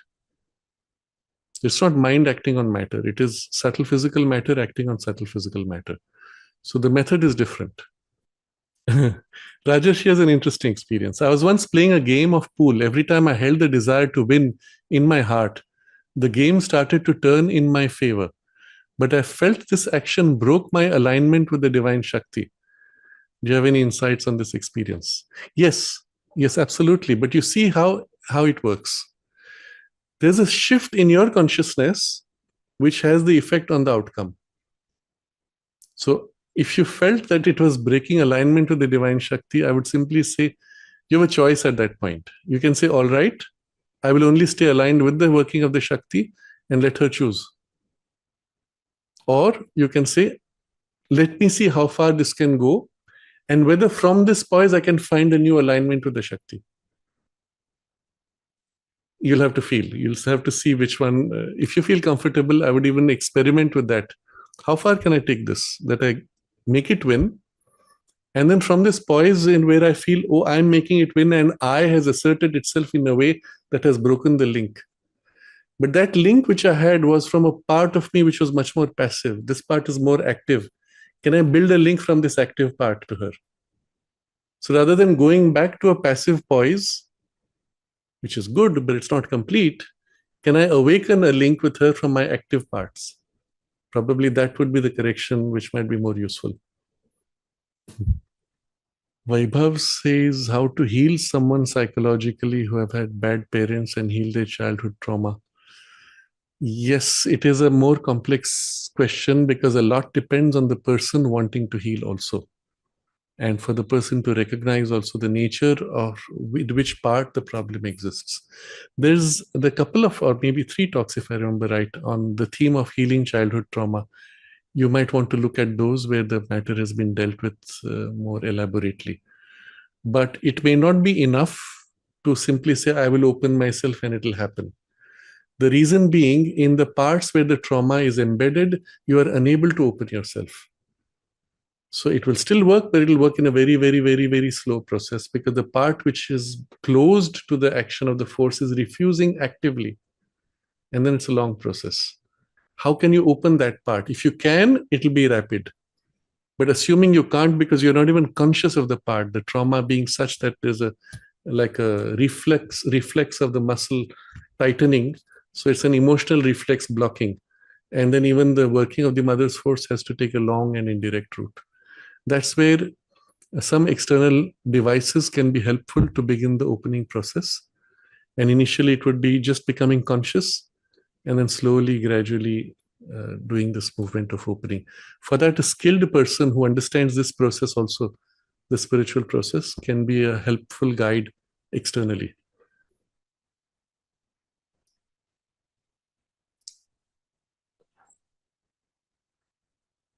Tutun says, even you did when you spoke on Sri Ramakrishna, the talk on YouTube, your experience at Belur Mutt. Yes, in fact, that was my inspiration with that experience I had with Dr. Kapila Vatsyayan, that's when I realized that, and the group which was with me and listening to that incident, were coming from a very crude, coarse, superficial background, and all of them were touched by the thrill. And I said, if this is possible, then one should be able to do this. And of course, one can take it much more and much, much more, even transmitting to the point where even in certain spiritual experiences can be shared in a way that it evokes in the listeners the, at least partially or even the full impact of that experience. And all that one should be able to develop if you so feel called to develop that side.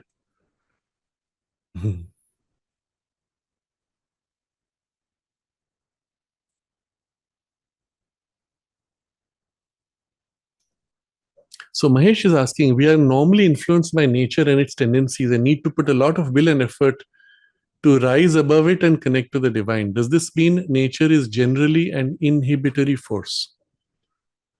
We have to be careful of the vocabulary we use now. There is such a thing as a lower nature and there is such a thing as a higher nature. So the lower nature is inhibitory to any upward movement, to any rapid upward movement, correct? It has its own routine, very slow, spiral, wandering, and slowly growing. That's lower nature. That's what Sri Aurobindo calls the unconscious yoga of nature. And it'll take a few thousand years, maybe a million years to get to somewhere. When you try to rise more rapidly or push forward or accelerate the change in your nature, it resists that. Lower nature resists that. But higher nature is already what you're trying to realize. That helps your effort. And that's why it is so critical for you at that point, literally to abandon this part which opposes and resists temporarily and open to that part which is working to manifest, and particularly the working of the force of the Divine Mother, who works through the higher nature. And when she fills the lower nature, so I said temporarily you abandon to open to that, but then you infuse that into this lower. When she fills lower nature, she awakens in it consciousness and plasticity and the change. That's the most rapid way. So if you understand this now, difference between the two, nature is helping you. Higher nature is helping you. Lower nature is resisting too rapid a change. But the higher nature already is what you're seeking. And it's the link between this, and your will is the means by which the two will be linked. And I think if that makes sense, you will see it can be very rapid. Okay, so Rajarshi says, thanks for the explanation. I feel as if I hold an attitude that is less selfish, such as I will not let you win unless you really deserve it, I'm able to better maintain the alignment. Yes, but I'm not happy with this attitude. This attitude is still too moralistic. It still comes with the assumption that somehow to want to win is selfish. Not necessarily. Try, for example, a variant of this where you say, I would like to win so that the divine force can use this winning for a greater purpose. Within you, bring this idea that in winning, it will be amplification of the divine force in you, and it will use the consequences of winning, whatever that is, for amplifying its working in circumstances. There need be nothing in contradiction to it. Your sense of I winning or I not winning, selfish, all those become irrelevant. Selfishness, even the idea of selfishness, comes from a very narrow poise of consciousness. When the divine works through you and creates abundance and uses that abundance for its own work, and you are being used, you don't say, I'm being selfish by winning so much for the divine. You just let go of that. These are very narrow moral structures. Let it all dissolve. She works in you and through you, and whatever outcome through the winning will be her work also. Take it through to completion for that. Then you might find it's actually a relief to let go of all these false boundaries and false walls in which we tend to lock ourselves morally and ethically. Dissolve it all and let her work freely. You'll find you are lifted. Even your sense of selfishness will suddenly become, will find great joy in sharing and giving and assisting a larger outcome. And by the way, just so you know, sometimes the winning being used for your own comfort is also justified for mother's work in you and for your life, isn't it? There's this incident, somebody was flying from the ashram and he was going for some work for the mother. And someone complained to mother, he's going by business class. So mother said, why can't my children travel in comfort? If it's given to you, yes, you take it. If it's not given to you, you manage with what's available. That's also part of the working. You don't have to be living in poverty to be spiritual. You should not be wasting the money or using it wrongly. That's a different story. But what is right use? And sometimes right use may include comforts also. And so what that will be, that's why I'm not putting too much of a form to it. I'm rather saying allowing her working in you. And sometimes it will be for your comfort also. Sometimes it will be for helping others also. And both are justified. If you look at yourself as objectively as you look at others, if helping someone is good, helping this body, this person is also good when it's needed, isn't it? And so it's rather the poise of consciousness which looks at it with greater equality and not too narrowly personal, that will be the correction. Okay.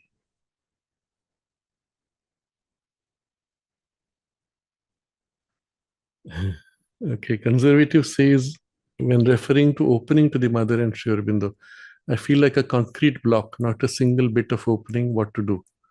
When I try consciously, it feels like it becomes more hard. I will say the approach you're doing is wrong then. The effort you're making is creating itself a block. Instead, find the part in you that already loves them or adores them. You're trying to fit it into the box of a certain expectation which is not working. Maybe you're trying to feel in your emotion a devotional fervor. No, that's not it. There's a very quiet, deep stillness within you with no fervor, no agitation, where you just feel yourself simply like a child or close to the divine. If you feel that, hold that. No drama of emotions. Or if you don't feel that, in your very question, we can already feel in your mind there's a part which turns in adoration, which wants to feel this closeness. That's your point of closeness in mind. And hold in mind, Sri Aurobindo and the mother are, that's it. This is the part where the closeness is felt. Hold this. Sometimes it'll be in action. I'm doing this, I'm offering flowers, I'm arranging something, or I'm doing my work, and somewhere I have the idea that with this, whatever I do, I'm doing as an offering. Maybe it's in that. So in your case right now, it seems to be more in this part of the, some part of the higher, emotionless, deeper feel or mind where you have this. Just hold that. There is no drama, there is no agitation, there is no excitation. It's a still, quiet sense of closeness. Stay in it, immerse in it, deepen into it more and more in that stillness and calm and peace. And a quiet joy that fills that calm and peace. And then a deep sense of satisfaction that comes. Again, no emotion felt anywhere. And that's fine. It's not an emotional experience. And you stay in that sense of deep satisfaction. And when you're in that fully immersed, it's as if nothing matters. It's so full. And then from there, slowly you will turn to face your life and say, I'm going to live the rest of my life from this poise. That will be the way you make your first few steps. The rest will then follow as a consequence. But this poise, this state already exists. Just be aware of it. It's not the way you expected it. Forget your expectations. Stay with what you experience as it already is. Does that make sense? Don't think of opening and forcing something open. Simply become aware of the part which already adores and feels close. Okay. Stay with that. So I think we'll take this as a point of pause. The text-wise, I'm just going to read the next one in the first line, so we'll have continuity for next time. We looked at the working of Aishwarya, and next is Ishita. Sri Aurobindo says, Ishita is the same effectiveness of the will acting not as a command or through the thought by ajnanam, but through the heart or temperament in a perception of need or pure lipsa. That is, you're just quietly, you feel the need for this and it happens without an exercise of will in this way, without the thought, without the command. It's simply, oh, there's a need, and the rippling effect happens and the circumstance. So the way he has structured it here, first Aishwarya, then Ishita, because Ishita is taking Aishwarya movement and just from a pure aspiration and need, and the work is done. So how that works, how it happens, we will look at next time. I think it's worth it going in depth like this because it gives a chance also to put into practice some of these things. Remember, for practice purpose, Aishwarya, the one-pointedness of your consciousness, the gathered focus of the tapas and the pressure that it builds without internal contradictions. Pick up something very specific which is requirement of your work for an outcome that you have to anyway work for. So it's not contrary, it's not something taking where you might feel moralistic or other issues. Align it with a work that's already given to you that you have to do. And as if in your consciousness, you put an intention for all the materials to be gathered for the outcome to happen in the most rapid and smooth way. I remember at one point when I was in a very deep state of alignment with the psychic presence because of the way my teacher MP Pandit was infusing that experience in me. It was for a period of, I don't know, nearly a year or a little more. I remember at that point, in the morning, I said, oh, today I have to meet 3 people. That was the work I had to do. I had to meet X, Y, Z.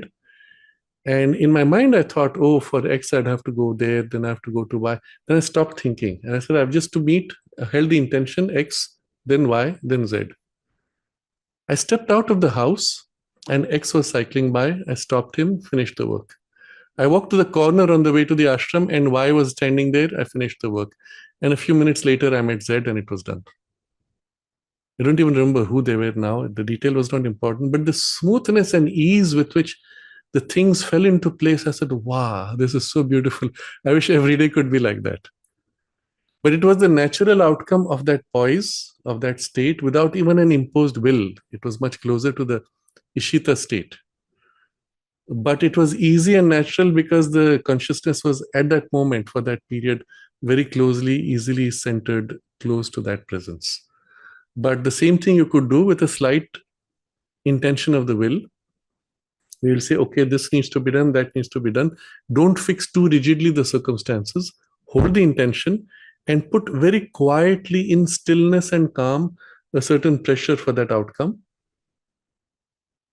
Maintain equality, no anxiety, no contrary thought, feeling, or impulse. And then release it. Release it so that you have no more anxiety. But that state of focused intention you hold, give it its purpose, and then release it. And then go about your day, holding the general sense that this needs to be done, but without any particular sustained pressure. Experiment with this, and you'll find it works very smoothly, very easily. Things happen, they get worked out around you spontaneously. A superior way would be you do this and invoke the mother's help and say, help me for this outcome. Again, at a general level, don't go into too much detail, precise. You may play with that if you want to explore. I want it to happen exactly in this way. But in the beginning, at least, get used to the idea of a general outcome, general purpose, focus, and asking for the mother's help. Make this happen. And so in the invocation of her consciousness, there's a much wider action, which is larger than what your will and the pressure you could have brought.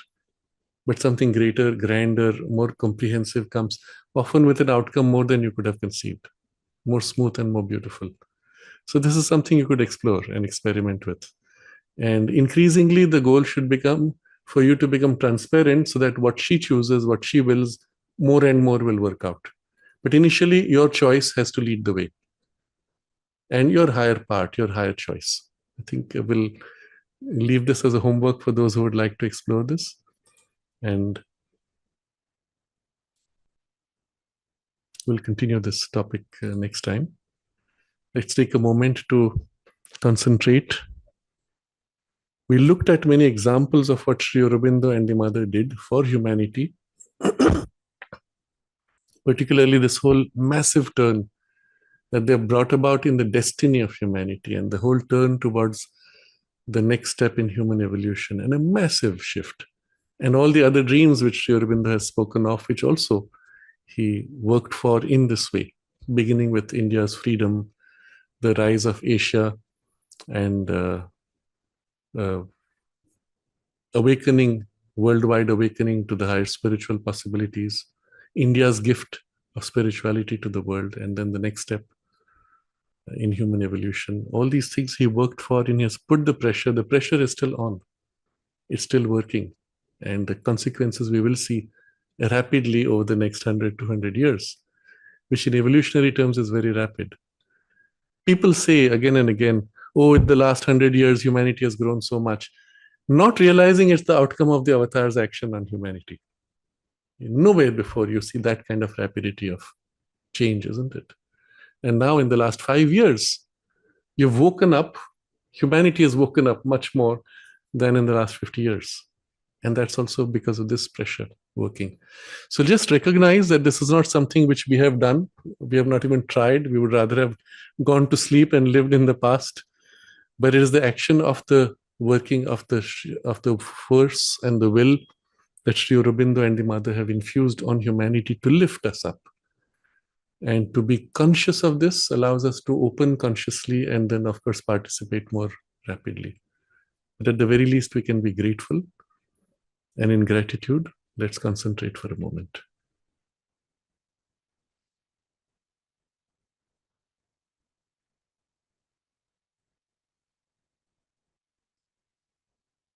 Namaste.